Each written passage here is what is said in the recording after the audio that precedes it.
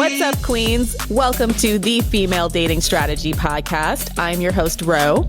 I'm Savannah.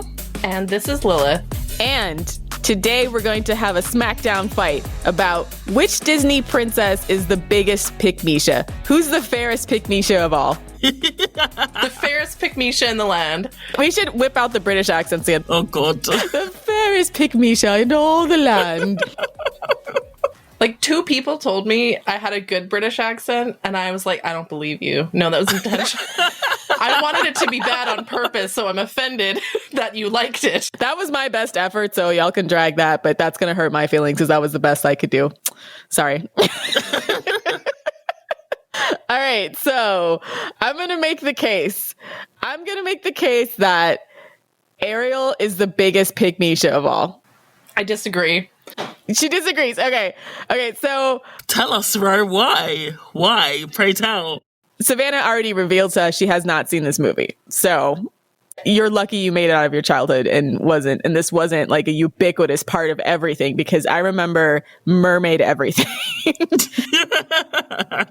do they call it? The Disney princess world, the princess world with all the different princesses. But Ariel was one of the first characters of the Disney Renaissance when they started making these animated films directed towards girls. So Ariel was a 16-year-old girl who lives under the sea, and she has this natural curiosity about life, and she occasionally goes up to the surface. She's a mermaid, obviously. Occasionally goes up to the surface and collects things that humans have. And one day she's floating up to the surface and she sees this guy, Eric, on a boat, and the boat capsizes, and then Eric almost drowns, and she saves him and puts him on the beach. She becomes obsessed with this dude, absolutely obsessed, and then goes to a witch doctor named Ursula to help her get back to the surface. To basically, what Ursula is going to do is give her a potion to transform her from a mermaid to a human. But the catch is she has to get Prince Eric to kiss her within 3 days. Otherwise, she turns back into a mermaid. And also she loses her voice. She has to give Ursula her voice in exchange for her new legs. Her shot, her chance. For her shot to get this guy. So off rip, y'all, the entire premise of the story is one big pick-me clusterfuck, right? She doesn't know this guy. She sees him once on a ship. She decides they're in love, and she's willing to give up her voice, everything that anybody needs to communicate in order to have a shot with this guy. And what's hilarious about it is Ursula does this whole song about how the guys on land don't like to hear women anyways. So you're actually doing a good thing by exchanging your voice for some legs. Yeah. It's it's literally like a 3-4 minute song about this. Like, girl, you don't need your voice. Just take this potion. Ursula knew what's up. She knew what was up. My position is not that Ariel is not a pick-me, because she definitely is. It's just that she's maybe more of like a sympathetic pick-me. Her relationship with her father, first of all, she's grown up in this world where she feels like a bit of a misfit. She doesn't really fit in, and she has interests that are sort of like non-conforming. She wants to live in a whole new world. And her father finds her collection of all of her stuff that she loves and trashes it, which is like, that is like abuse. Yeah, he was really trash for that. You know, my understanding is that she wasn't conforming to their sort of society's expectations of what she's expected to do as royalty. There's that whole musical number at the beginning where it just looks exhausting. She has a father who is very controlling and abusive and doesn't understand her. And she is like a misfit. That being said, I can see how this narrative of like, oh, if your dad's not being supportive of you, if your dad's abusive or whatever, just throw yourself into the arms of another man. Throw yourself at literally the first man you've ever seen.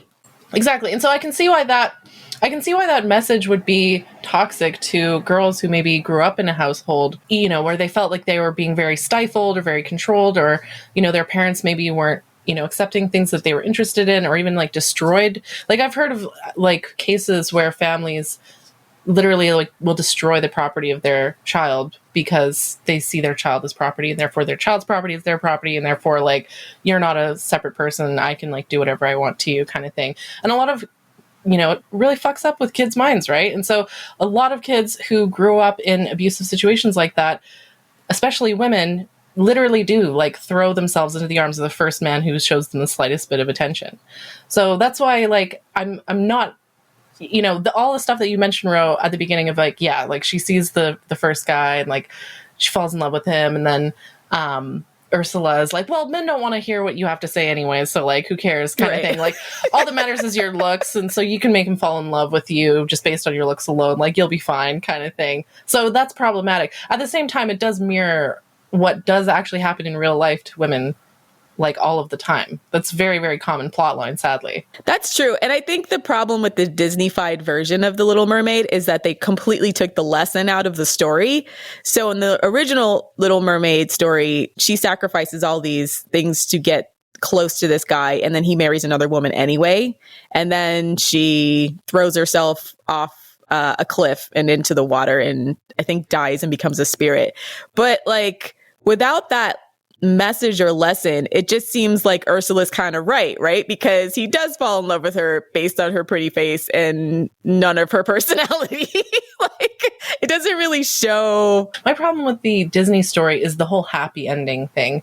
The whole concept, I know this may sound very cynical, but I think that we should stop teaching kids that everything has a happy ending.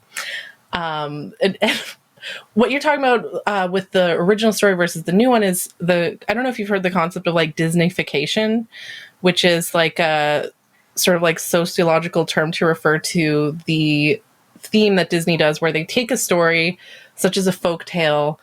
Often the folk tales have like horrifying themes. You look at like old school folk tales of like original Red Riding Hood, for example, like people get eaten and like die. They were gruesome and more realistic. Yeah. You listen, the stories that they told kids back in the old days were all about like, make sure to eat all your food off your plate or else a monster will come and destroy you in the middle of the night if you don't obey your parents, kind of thing, right? Like, so. Yeah, like Brothers Grimm were, they really lived up to their name because some of their stories were grim, and Disney took a lot of their stories. So Snow White, I think, Rumpelstiltskin, Rapunzel, all those, and just, Disney-fied them into something completely different. And so the process of Disney-fication is you take something, you remove all the negative elements, you make it seem like, safe and like sanitized and cutesy and wholesome and family friendly, and then it has a happy ending. And I feel like kids listening to those kinds of stories grow up with completely unrealistic expectations.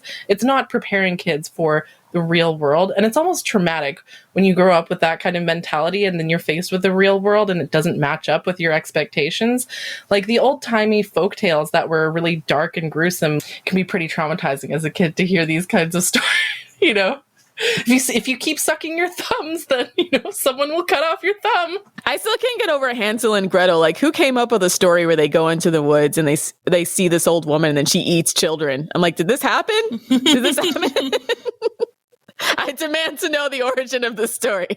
Like, what is the point of Hansel and Gretel? Is it like, don't eat too much candy? Don't believe in strangers who are giving you candy because they're just going to like kidnap. I see it as an anti-pedophile story. It's like, kids, like, don't trust strangers with candy, okay?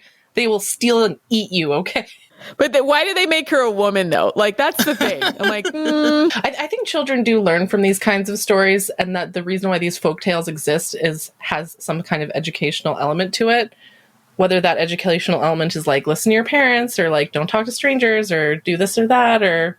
I read a theory about a lot of these, this is going to be kind of gross. A lot of these sea animal hybrids like selkies and mermaids were really just sailors who wanted to have sex with animals. The idea being they're out at sea for months and months and months, and they're like, that seal's looking kind of good. That trout fish is looking kind of good. So they were like the early day furries, but just with mermaids. Looks like a lady. Do you think it looks like a lady? Yeah, it totally looks like a lady. You could just see men like rationalizing this to themselves. They're like, that fish I had sex with was actually part lady. Jesus Christ. Because why are they always female too, right? Yeah, go ahead. Sorry. The sirens of Greek mythology were birds, not fish. I don't know. I see the siren story as just an example of men like just admitting that they have extremely poor impulse control and judgment. Like, you know, Odysseus going by the sirens being like, tie me up, boys, put wax in your ears. Yeah, it's always some woman that takes them off their noble and righteous path, right? In all of these stories. Also, the fact that Odysseus just was like shacking up with Circe, like he was gone for 20 years, okay? But he was with Circe, I think, for like 7 years, the witch. And like everyone's like, oh, but he was bewitched or whatever. No, he wasn't. Like he was just cheating on his wife. He wanted to be there. He knew where he wanted to be. Yeah, he was just cheating on his wife. And then I can't remember the name of his wife, but, you know, she's portrayed as like, oh my gosh, she's such a wholesome, good woman because during those 20 years, she never remarried. And, you know, she has all these suitors who want her.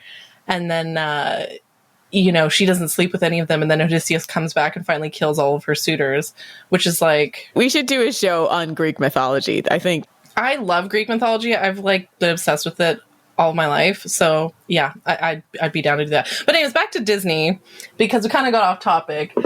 But back about just to wrap up the concept of Disney-fication, which is like the idea of taking something that maybe had negative elements, sanitizing it, repackaging it. We could have a whole debate about that. But back to the pickmeisha thing. Yeah, so that's my case for Ariel being the biggest pygmy. Because I think I have a strong case built here. But although I think coloring her reactions in the context of her dad makes a lot of sense. My only problem with that story is, like you said, it has the happy ending where, you know, she throws herself into the arms of some man. And I don't like the idea of a lot of girls watching this and thinking that that's a good strategy.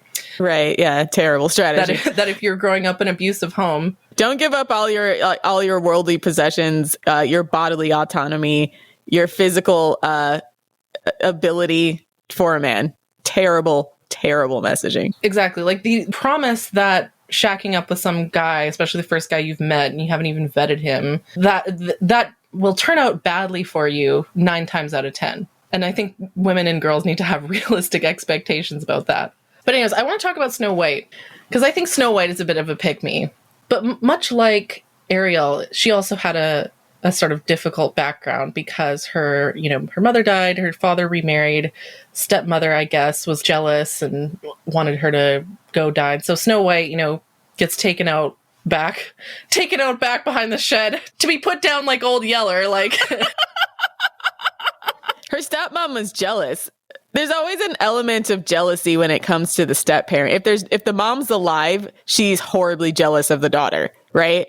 That's another thing to watch with these stories, because the stepmother is mad because she wants to be the fairest of them all, right? And so I see this as a dynamic between two pick-me. Stepmom versus Snow White. This is a smackdown between two pick-meishas. Because what Snow White does is she goes and finds this house full of like 7 dwarves and then just starts cooking and cleaning for them. That is fucking bullshit, okay? Right. Yeah, she comes basically like that. Well, I wouldn't say Mommy McCleanMaid because it's not clear if she actually shagged any of them. But yeah, the concept remains. Exactly. It's Disney. So, she's not going to sleep with all of them because it's Disney. But still, like the implication of her finding a house with 7 dudes and then just like doing a bunch of cooking and cleaning for them. True. And then also the fact that the stepmom disguises herself as a witch and then gives her an apple. Like, who just takes food from strangers like that? Okay, that's a great way to get roofied. Yeah. Yeah, true. That should have been the moral of that story. It's like, stop accepting food from strangers. And then she spends the rest of the movie unconscious, right? And then it's just the prince trying to find her. But we don't know anything about this prince. Like, and I feel Disney and just like general literature geared towards women does a lot, but Disney does it too. The only thing we know about the love interest is that he's a prince. We don't know anything about his character, if he is even a nice person. And I feel like women in real life, they then substitute your average low value man as a prince because he wasn't as shitty as the previous guy. He just has to have like the handsome look, right? They don't have anything about his character. He does have a handsome look, yeah. And it's, I've seen, some of my friends have said, he was better than my ex when their ex was literally a -5 on the low value male scale. So it's like, is that really better though? I guess by keeping him blank, it allows women to project whatever their fantasy is on him, right? Yes. And that's the con, essentially. That is the complete con. Yeah. Because that's the thing. If you marry a random strange aristocrat, you never know if you're going to get Bluebearded, okay? Right? Like, do you know the story? Do you know the Bluebeard story? I don't, but... Okay, let me tell you the story. This is hands down my favorite realistic folktale. Okay, basically, it's a French folktale where this woman marries this aristocrat, and he's like, "Babe, all of the rooms in this castle are for you, except for this one room. You can never go into this one room, and if you go into this room, I'm not going to tell you what'll happen, but don't go into this room." And basically, I mean, each version of the story over time is different. And that's why it's actually interesting to read these stories and how they're reinvented each time and how the moral is slightly different each time. But basically, she goes into the room and realizes that he's like a serial killer, and every woman he's ever married, he murdered her. And so all the bodies of all of his ex-wives or past wives are in that room. And so he's like, well, you went into this room, therefore you deserve to die. And so if you hadn't gone into this room, I wouldn't have murdered you. And so I really fucking hate the lesson, which is, as a woman, you should obey your husband and not be curious. But yeah, this is why you don't marry random aristocrats. You never know if you're going to get Bluebearded, okay? That's why vetting is important. I don't even know how they would Disney-fy that. That's pretty dark. Although they did try with Hunchback of Notre Dame to really sanitize that story for a happy Disney ending, and it was still disturbing for a children's cartoon. That was still dark. Like the friar was some fucked up dude. I weirdly loved that movie when I was a kid. It was traumatizing, but one of those movies that's traumatizing in a good way. There's also lots of references to Quasimodo on the subreddit as well, which just makes me literally... So I think Snow White, even though she also has an abusive background with Ariel, I think Snow White is slightly more of a pick-me. What about you, Savannah? Who do you think's the biggest pick-me? I'm going to throw my hat in the ring and say Belle from Beauty and the Beast. Ooh, that's a good one, yeah. For those who haven't seen it, it's basically the story is about Belle, who is a young, intelligent, pretty, attractive woman who basically has the world at her oyster. She's the only woman in her, village who can read. So she's constantly getting cast. So she's a witch, basically. And they drag her for it. Yeah, she gets dragged. And the whole village drags her for it. They spend the entire opening number dragging this woman for reading. They're like, what's wrong with this bitch? Yeah, so she's the only one who can read, and she lives with her dad. So basically, she gets dragged to hell and back for actually using her brain, which she manages to do anyway, which is good. And so she lives with her dad. Her mum passed away, and there is there's a low-value man who is pursuing her called Prince Gaston throughout the story, but she rejects him. Is he a prince or is he just a regular rich guy? Actually, much to be regular rich guy, run-of-the-mill, rich, negative value man who thinks he should have a woman just because he wants her, not because he actually values her. And, fair play to her, I'll give her pick-me credit when it's due, she rebuffs him. But her father comes across the cast of the Beast, who essentially takes him prisoner. The Beast was a prince who was cursed because he basically treated an old lady like shit. And she transformed into a witch who cursed him. And basically, if he doesn't find true love by the time the petals on a rose all die, he will remain a beast forever. So he essentially, and the witch also turns all his servants, his entire household, into inanimate objects like teacups and shit. So it's quite a bad setup for him, but he also brought it upon himself because he was an absolute dick to this woman.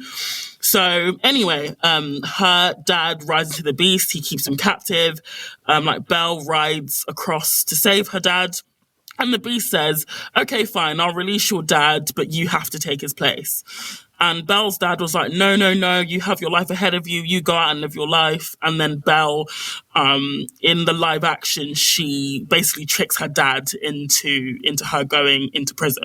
This is where the pick-meism comes out. Belle is clearly the only woman he's set his eyes on in probably years, right? So he's decided she's going to be mine. Again, without really knowing what she wants to do or if she even likes him back, which she doesn't. I mean, why would you love somebody who's imprisoned your father and is now imprisoned you? So he does things like, I mean, first he keeps her locked up against her will, which is domestic violence. It doesn't have to be physical before it's domestic violence. And he'll do things like he'll force her to have dinner with him. And if she doesn't want to eat with him, he'll basically starve her to death. And then doesn't he go on a whole temper tantrum and like throw a bunch of plates? Like, that is abusive. Yeah, and even his inanimate objects were like, how can you get her to, this is the only ounce of sense in that film, how can you get her to love you if you're treating her like shit? So yeah, good point. Took a candlestick to clue him in on reality. Yeah. He basically brought her along into this elaborate program essentially to use her because he knows he's running out of time because the rose petals are dying. So at some point in the story, he basically lets her go, but she gets attacked in the forest by a bunch of wolves and the beast comes to save her and gets basically beaten the shit out of. Again, I have no tears. That's where she messes up, right? And then she's like, oh, he's just this wounded bird. I have to take care of him. Yeah, this is where the pick-meism comes out. So, and I just think this whole time she's dancing in the hall, he gives her like a whole library. I'm just thinking, this guy is a literal beast. Like, all joking aside, like if I'm just taking the story literally, like how in the world are you meant to find as a woman a beast attractive, like physically or like, I don't think there was ever a point where the beast showed any real redemption for being a pompous asshole at the beginning.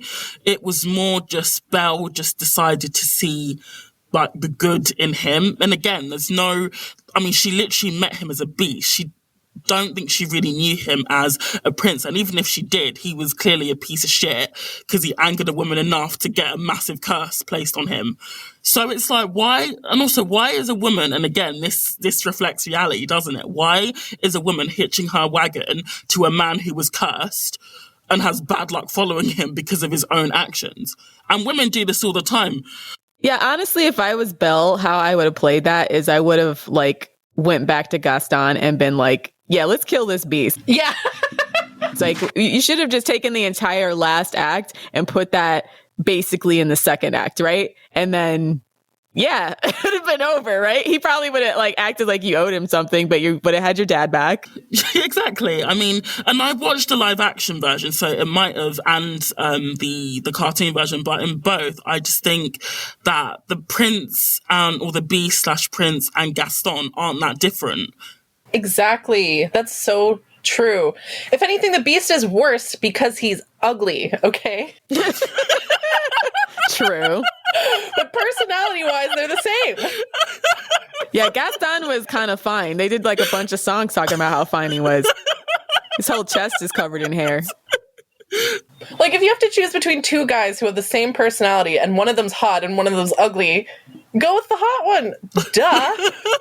Right, true. Makes no sense, does it? It doesn't make sense. And it's like a lot of men have the mentality of the beast as well. Like they will literally, walk around looking like a literal beast who hasn't washed and expect a beautiful, accomplished, woman like Belle to just accept them as they are. And we literally see this replicated in real life. But obviously these, the beasts in real life don't have a palace and they're not going to become a prince. Yeah, what if Gaston had kidnapped Belle under the same premise and the story would have just played out the same way? Yeah, exactly. I just don't see any difference between the beast and Gaston in terms of personality. They're both pieces of shit. So can I also be cheeky and sneak in a wild card candidate into this into the Disney pick me race? I think we should let the viewers vote. So maybe we'll have a poll after we post the podcast. Who wins this debate? The final candidate I would say is Tiana from Princess and the Frog. The Princess and the Frog is essentially about a young black woman, Tiana, who is saving for a restaurant to honor her late father, which is all well and good. She's hustling, she's grinding, she's working so hard. Respect that hustle, yeah. I respect her hustle, but then she has a weird relationship dynamic with her rich friend, and it's almost like she looks down on her rich friend as being stupid. But her rich friend is actually quite nice to her. Well, it's there's a Disney-fication there of racism. Yeah. Right, okay. So some of the subtext Disney was trying to navigate, but put very subtly in the background, but not put it in your face, was that this is post-antebellum South. And it's segregated too. The actual reality of being a black person in the South, I'm sure, was not like what it was portrayed in the Disney movie, right? Yeah, it's actually it's segregated at parts, because there's parts in the movie where you see Tiana and she's on public transportation and she's in the back. They don't beat it over your head, but it's very, very subtle, so people understand that this is a segregated time. It was a very imperfect way to handle that subject. I don't like the historical revisionism, basically. It's just, I see it just as more propaganda. I'll talk about Pocahontas similarly, where they take... We can't leave this without wrapping up with Pocahontas, because I want to talk about Pocahontas too, because this is another case where you have a very dark, very horrifying history, right? And then to have these media narratives about la la la la la la yes, la la. It wasn't as bad as it actually was, kind of thing. I'm struggling to find my words here, but I don't think it does the society any good to forget about the horrible things that happened in the past and to sort of reframe it as the oppressed group was happy with their station in life or something like that, you know? Yeah, it's tough, because it's how do you talk about those types of subjects with children, right? In a realistic but not horrifying way. Because to bring it back to Tiana, the entire premise of the movie was her trying to get enough money so that she could open this restaurant in honor of her father. And I believe she was really close to closing the restaurant, and then someone else outbid her, and the bankers make this snide remark oh, it was an ambitious goal for someone of your station, and it's clearly supposed to be a reference to her being black and poor, but it doesn't really, they don't hit the kids over the head with it, and so it's is that better? Is that worse? Or them being they had just flat out said, it's because you're black, sis, Because the kids don't know the history behind it, right? That's what I mean. It's the child's first impression of that history, not knowing the historical context. If a child's brain is empty, right? The first thing you say to a child is the thing that's gonna. I mean, I don't know for sure, but my understanding is the first thing that enters a child's brain is what's gonna stick, right? And so, if their first introduction to these stories, say Pocahontas, say this case of Tiana, and then you just end up with people who grow up thinking that the story of Thanksgiving, right? The white people, came and the natives taught them how to farm and they all had a nice dinner together. It was all happy, blah, blah, blah, blah, blah. And then you grow up with people who have no idea of the real history behind it. And it makes them uncomfortable to learn the real history of it because it doesn't match what they grew up with. I see what you're saying. Yeah. But when they Disneyfy the history, they lose a big part of the lesson, and they present a rosy picture of a time that was actually very painful for people. And then it allows people to float in their ignorance about the time and then have these feel-good stories so that they can whitewash the reality, right? Because then it's not going to feel like such a feel-good story when you think about the fact that, well, the only reason Tiana's poor is because her father died in a war and probably couldn't get any of the benefits that a white soldier would have gotten. I don't know. That's a complicated question. Yeah. How do you teach children about systemic racism or systemic oppression? Because I've also seen the other argument is how much do you want to traumatize black children with the truth too, right? If they're watching that too. True. Yeah. So it's a balance, I think. Yeah. Do we want to... What makes Tiana a pick-me? Because my understanding is, like, you know, she's very hardworking, and being hardworking is a good trait. Yeah, so basically Prince Naveen is now a broke prince because his parents cut him off for basically being a piece of shit. A fuckboy from top to bottom.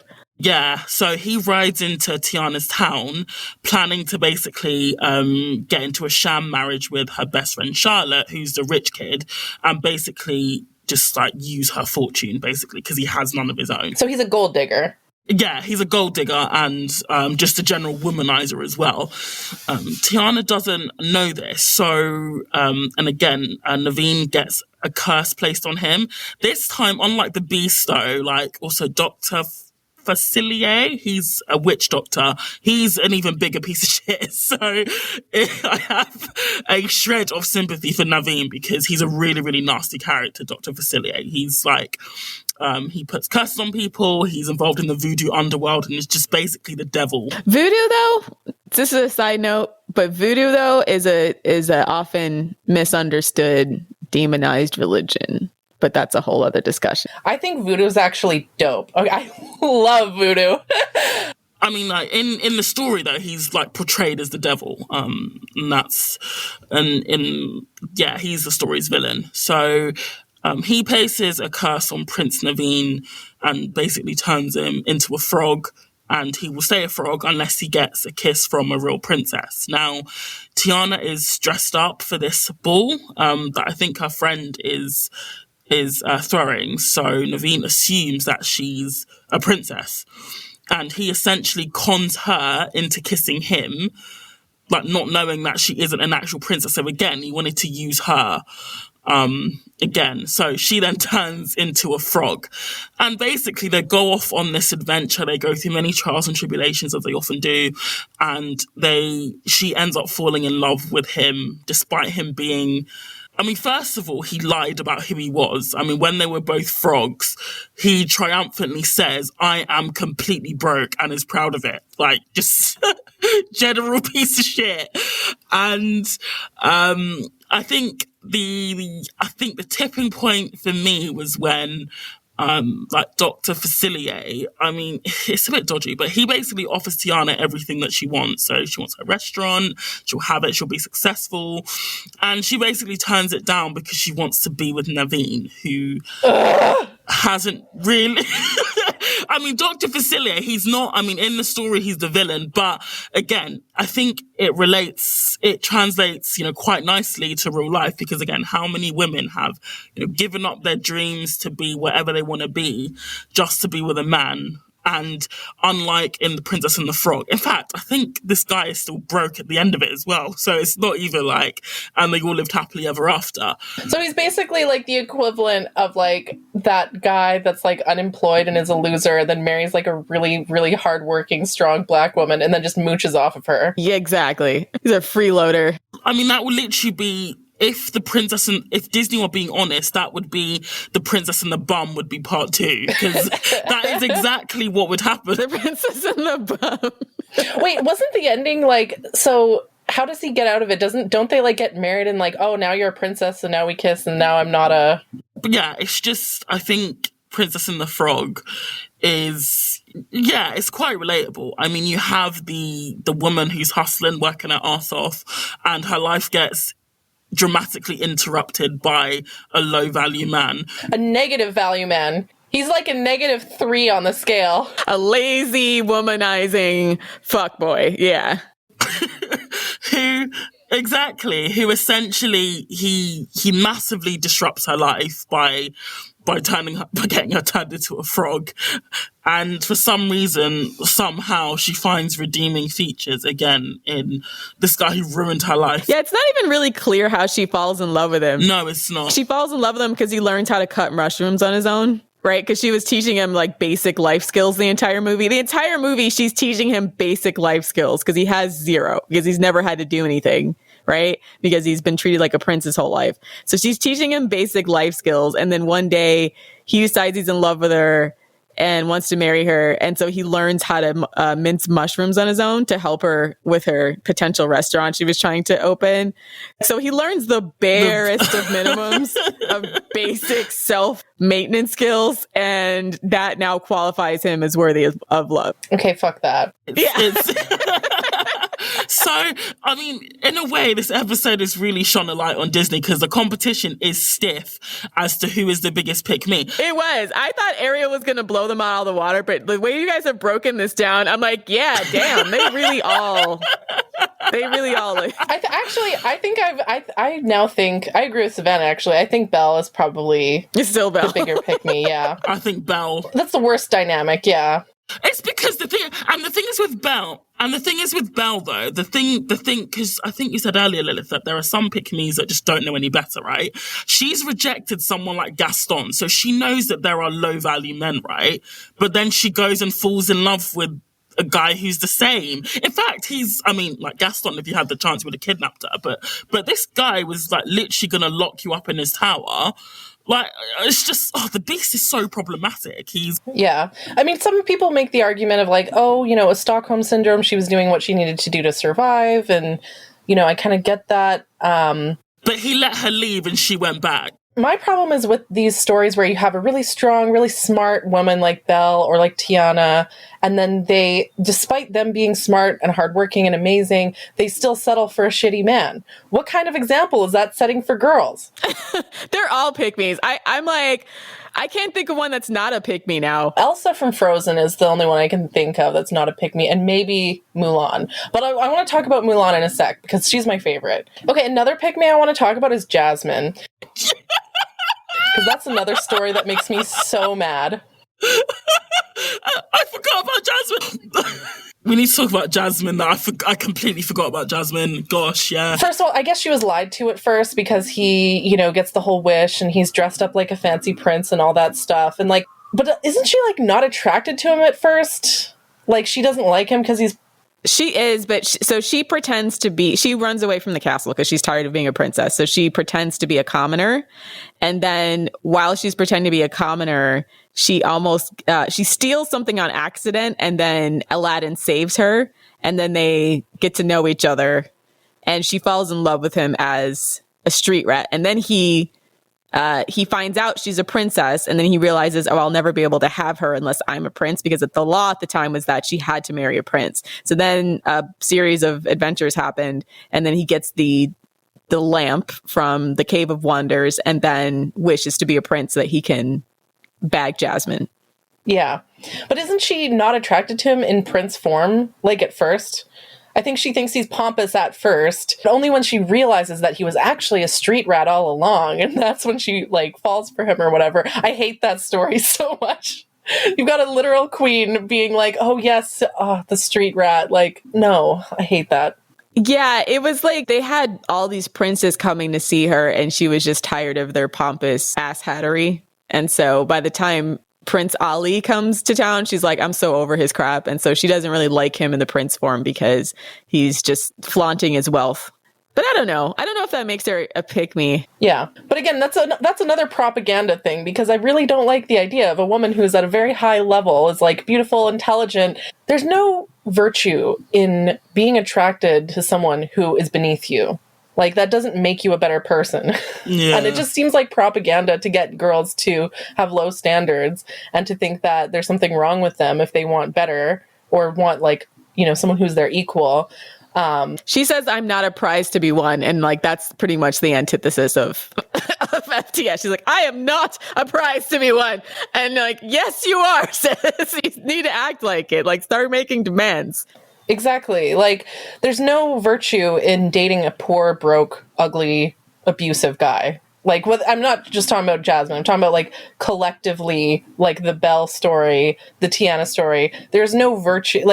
You're not a good person or a good woman just for dating a guy who's shitty, right? She doesn't want to be objectified. And I think it's part of, it's complicated now that I'm thinking about it, because the reason why she says that is because she doesn't want to be objectified by these guys, because she is being treated like she doesn't have her own choices. And I think that's the subtext, is that her father and Jafar are trying to put all these guys in front of her and force her to marry some guy just because he's of a certain station, rather than someone who she's actually genuinely attracted to.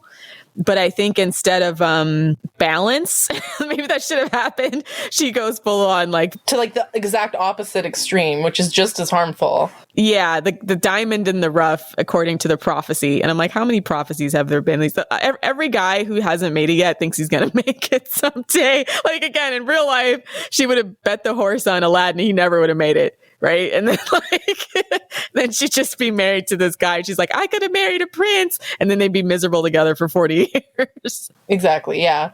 What's another? So I got beef with the movie Frozen, because there's a scene in there with a song where Kristoff, who is he's not really Anna's love interest. I mean, the very beginning of the entire movie, Anna falls in love, does the whole Disney falls in love at first sight with a prince who turns out to be a guy who's just trying to maneuver their family out of their kingdom. So basically he had ulterior motives from the beginning. And credit to Disney, they finally showed the downside of their instant love connection, because they see each other, and they're both handsome and pretty. So that was it did seem like they tried to add some complexity to the entire story of living happily ever after, because perhaps some of the writers realize how toxic of a message that is. But there's another guy named Kristoff, who I guess was raised by trolls, and they don't really explain the entirety behind that. And they do this entire song called He's a Bit of a Fixer-Upper, and it's all about how, oh, don't worry about it. You just got to fix him up a little bit and he'll be perfect for you. And I'm just like, no. No more projects. No more fucking projects. They do a whole song in a bit, and they're like, well, he smells, and he's a little awkward. He's got this weird thing going on with the reindeer, but he's just a little bit of a fixer-upper. And if you just fix him up with your love, all he needs is a little bit of love. And I'm like, no. That's how so many women get trapped. He needs to come all the way together. I think the only HVM in Frozen was Olaf. What? The snowman. I'm so confused by this. What? I liked Olaf, huh? The snowman, because at the beginning as well, when Anna and him were setting off, he was like, bye Sven, thinking he wouldn't come along, but then she brought him along with her. So Olaf is the little snowman who's disgustingly ignorant, because he sings a song about looking forward to summer, not realizing that he won't exist if there is sun. So yeah, I do like the closing theme with Frozen, in that the true love thing is between sisters, rather than between a romantic partner. And I like that, because I think true female friendship or true sisterhood is more important and more valuable and more reliable and less risky than falling for a man. So 100%. I like that evolution, I guess. The true love story is Anna and her sister. But yeah, I feel like they tried to course correct in a lot of the Disney-fication narratives, and then they just made that one little misstep, I think, in the middle. Because it was also interesting how Elsa didn't have a love interest, whereas I think if Frozen was released, say, 15, 20 years ago, it would have been her going after Kristoff or that shitty prince. Well, there's Pocahontas, right? Who basically, I mean, we kind of know what happened with the English settlers and the Native Americans, but consider that she was willing to give her whole family away for this random dude that she met that almost tried to kill her at first. That actually didn't even directly tried to kill her until he realized she was hot. Yeah. So right? Remember at the beginning of the movie, he's like, I'm real good at killing Injuns. And then he runs off to the woods, and then he sees Pocahontas, and he literally has his gun up, going to shoot her between the eyes. And then's like, well, this one's kind of hot. Yeah. The Pocahontas story I find so insulting, especially since the original Pocahontas was basically kidnapped by the Europeans and treated like a zoo animal. And she was a child. They aged her up in the movie, but she was like 12, 13. Yeah, so she was like a literal child and was taken to the old world to be like, oh, look, we can civilize the natives. Like, we can train them to, you know, speak English. And it's just very, very dark, right? And she was treated as like a sideshow oddity and eventually died. Cocoam, the native guy that she was supposed to marry, that she didn't want to marry. So he was like the best warrior in the village. She didn't want to marry him. Some kind of, I don't remember exactly what the fight was about, but there's a fight between Cocoam and John Smith. John Smith kills Cocoam during the fight. And then a war ensues. It starts to ramp up after that because of the fact that John Smith killed Cocoam, and then she decides to throw herself in the middle of that. And I'm like, girl. Yeah, it's really problematic, the idea of like a war between, because we know what happens later, right? Like it's not like Disney made this before the European history happened, right? Like we know the end. So the idea of like, you know, a native woman essentially betraying her own people to side with like the white people who would eventually later destroy her entire civilization is just a very like problematic message to me. She throws herself over John Smith's body. Yeah. That's some pick-me-ass shit right there. She throws herself over his body. And I'm like, again, why? This guy was gonna murder her until he realized she was hot.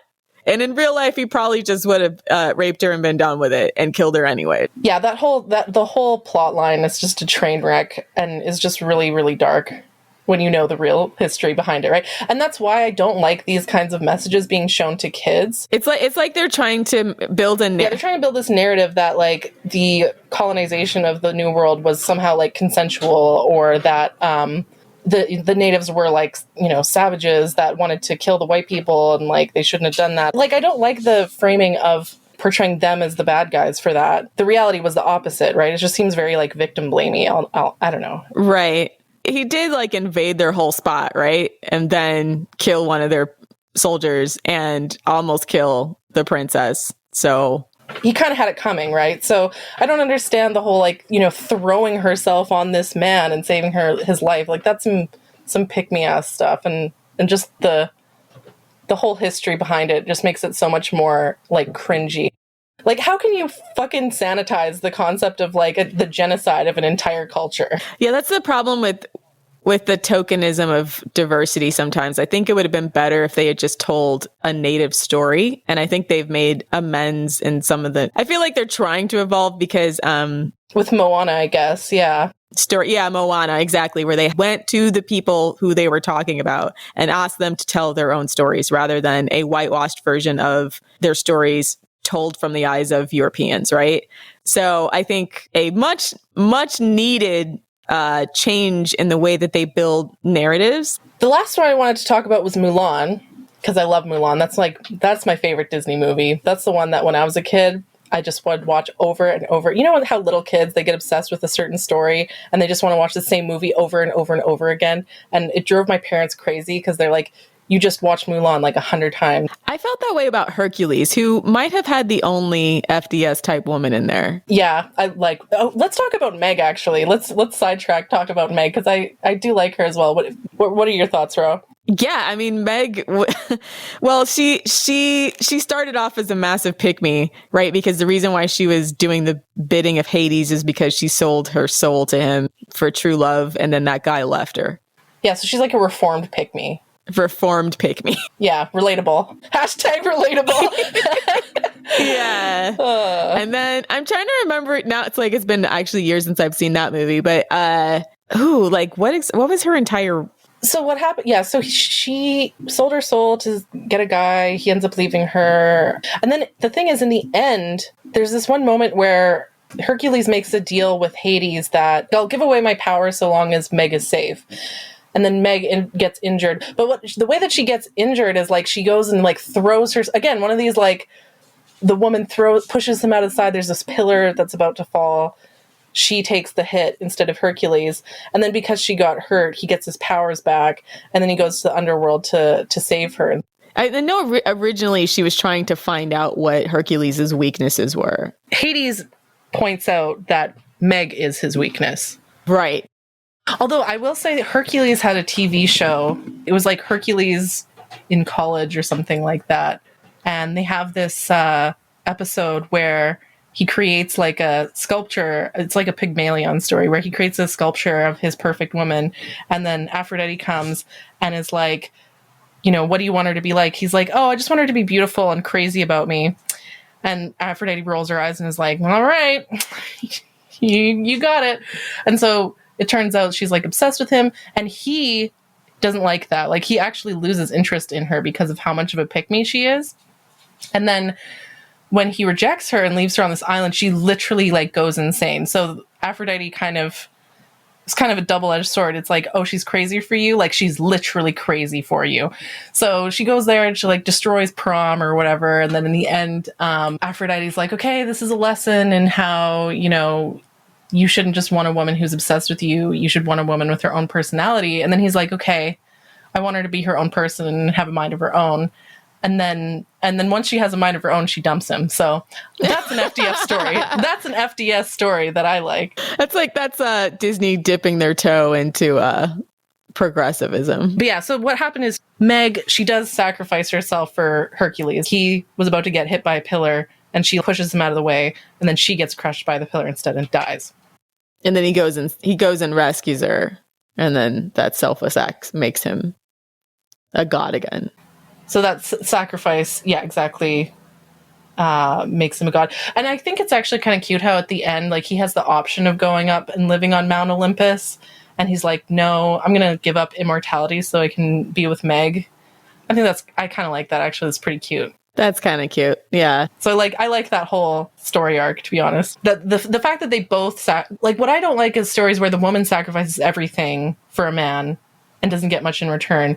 This is a case where they both make a sacrifice and they choose each other in the end. Right. Yeah, that's actually a very, very good point. That this seemed like they're both kind of mutually meeting each other's intensity, right? And even though actually Meg's probably more reluctant than Hercules, but at least you're kind of seeing him make the proposition to her and, you know, them feeling out each other's commitment to one another. So yeah, I mean, they tried.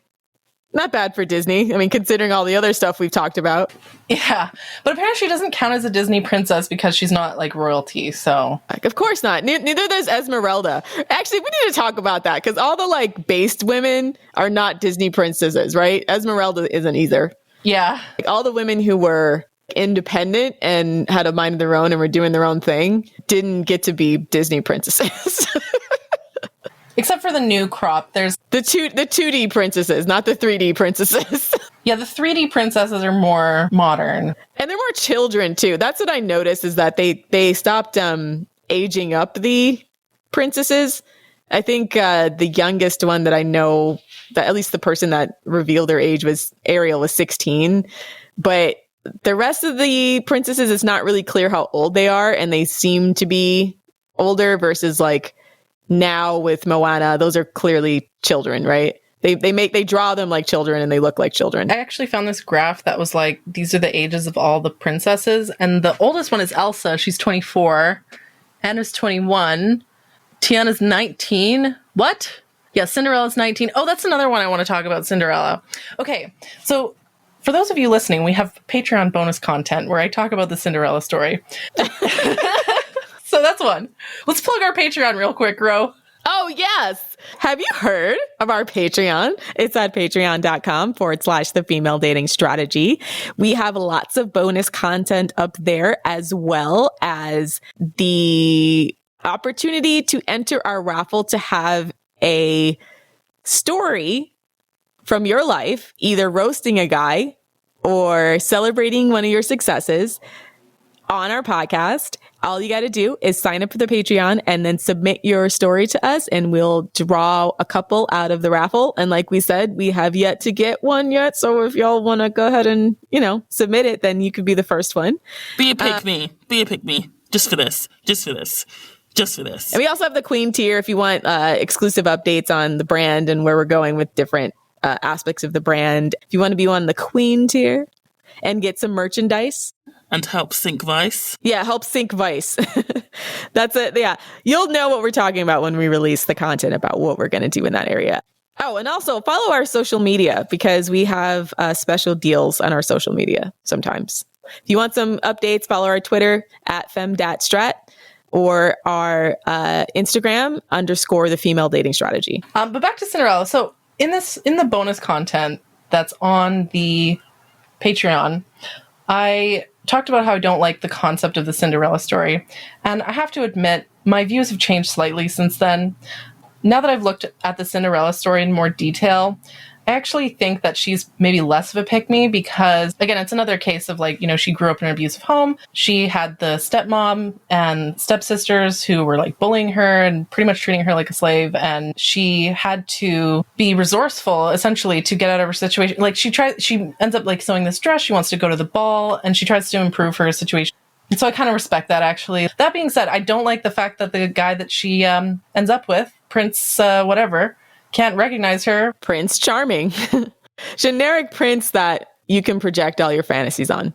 And then he can't even recognize her without the shoe? Like, come on. And being charming is not a good thing in most cases from, like, men. I think, like Gavin DeBecker in The Gift of Fear, which should be required reading for girls of Disney age, often says that charm is a red flag because it's what men use to disarm. It's not a positive thing. And if you examine the charming men that you know, they're often the men who will offer things like friends with benefits or will try to get you to sleep with them too soon. It's not a positive trait if a man is overtly charming. So it's problematic that they made this guy's entire personality about how charming he was, which... Yeah, lots of horrible people are charming. Yeah, Prince Charming is a red flag. A lot of narcissists, a lot of sociopaths, psychopaths, a lot of them have that superficial charm. So yeah, definitely something to look out for. Yeah, but again, in the original Disney story, the stepsisters apparently cut off their toes to fit into the shoe thing, right? So they're the pick-me's. In this story, I'd say the stepsisters are the pick-me's, literally like mutilating their own feet to try to get picked, right? But also, like, why can he not look at your face? You don't remember her face because he was too busy looking at that ass. Do we want to talk about Merida from Brave? I actually kind of liked Merida because her parents were trying to marry her off and she like didn't like any of them. She says, okay, if you want to win my hand, you have to win this archery competition. And then she enters the competition and then wins. And so she's like, I'm going to marry myself. I stand that, honestly. Based. Ladies, if you're listening, marry yourself. But yeah, so Mulan. Why do I like Mulan so much? So what I like about Mulan is, first of all, she's got that honor, right? So when her dad's going to be conscripted, she's like, no, my dad's totally going to die. I'm going to go. And also, I love the matchmaker scene. She's kind of a tomboy and she doesn't really succeed at like pouring the tea and it ends up being a disaster. The matchmaker gets like set on fire. And basically she's like, I'm not cut out for marriage. Fuck marriage. I'm going to go to war. Based. So she goes to war, and the problem that she has is like related to the fact that she's not as physically strong as the average man, right? You know the song "I'll Make a Man Out of You." Let's get down to business. Yeah, to defeat the Huns. We should have did this. We need to do a sing along. FDS the musical. Yeah, bonus content. Sing along. Yeah. So her challenge though is like, at the end of that song, he's like, okay, you're not physically strong enough. You're not cut out for war. And so what she does is she does that thing where Shang, I think was the name of the guy, where he shoots an arrow to the top of this pole. And he's like, okay, you have to, whoever gets the arrow, like wins at life or whatever. And so she uses these like weights instead of having to fight the weight of it. She uses it as like a leverage thing, as like a way of slinging herself up to that pole, right? And she gets the arrow. And so she wins. And so what I like about Mulan is, you know what? I'm not as physically strong as an average man, but I make up for it with my intelligence and with my cleverness. So I think that's a very good message for girls, right? And so they go to war and, you know, her and Shang have kind of a thing and they build trust and build kind of a relationship eventually. And then she, again, through her own like ingenuity, resourcefulness, they have like one last explosive and then they shoot the explosive up at the mountain and then there's an avalanche and it like wipes out all the Huns, right? So that's obviously a better strategy than shooting like each individual Hun, Right. Like use one weapon, wipe them all out rather than using all of your weapons to wipe them out individually. But unfortunately she gets injured. They find out that she's actually a woman. So Shang, you know what? Shang's kind of a dickhead for abandoning her, just like leaving her out to die in the mountains because she's a woman. Like she's literally a war hero, but because she's a woman, you're gonna just leave her out to die? Dick move. Anyways, she doesn't give up. She sees the Huns coming. She sees them come out of the snow. She's like, I need to go warn the emperor. And then she goes there. And then again, she uses her cleverness. This is the third time she uses her cleverness to solve a problem. She's like, okay, instead of trying to brute force this issue, we have limited people. How are we going to, protect the emperor? We're going to, again, the sling thing where they lift themselves up the pole and they like dress as women. And it's a whole like funny haha scene. And then she uses her fan, which I like the fan thing because at the beginning with the matchmaker, she wasn't performing femininity correctly with the fan, right? But in the final scene, she uses the fan to sort of like grab the sword and like she twists it and defeats the Huns, using that symbol of femininity. In the end, she, the emperor like bows down to her and Shang ends up being really impressed by her and how heroic and how brave and how intelligent she is. I like Mulan because it's a story of a woman who knows that she's in a patriarchal society, who is at a disadvantage physically, society-wise, and then overcomes those adversities through her own cleverness and resourcefulness and earns the respect of the people around her. And if you contrast this with the live action version, here's what they do is they introduce the concept of like magical powers. So what they do is they're like, okay, now Mulan has magical powers and now she's like physically as strong as all of the men, or she's stronger than all of the men. And I hate that because it just takes away from the original message to me, which was that, it's okay to be physically less strong than a man. It's okay to be different. You can overcome adversity in other ways. And now it's like nowadays they're trying to be so woke that they're like, women and men are just the same. Like, women and men are physically exactly the same. And, we can beat men in hand-to-hand combat. It's like the whole lib femme fairy tale where, there's no differences between men and women physically. Or like that feeling, I have to prove that I'm exactly the same as a man or better than a man to succeed. In the first movie, the animated version, she's probably the only Disney princess I can think of that's not a pick-me, and that is like a badass bitch in her own right.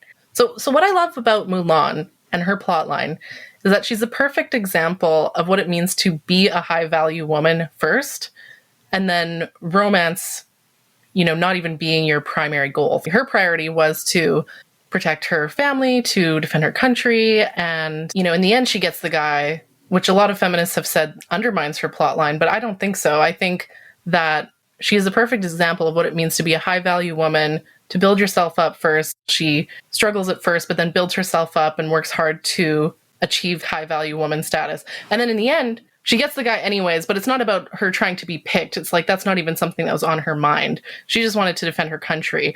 And then he sees that and is like, damn, like mad respect kind of thing. First, work on yourself, be a high value woman. Romance is optional. If there's a guy out there who sees that and is like, wow, mad respect, I love the fact that you're a high value woman, then he's a better guy for you than a guy who you have to sort of debase yourself or lower yourself in order to attract. That, and also that you have to do endless fixing of. So the other subtext of that too is that he was already competent and capable. Like he was already a general, right? Or I guess a commander. So he was already a high value man.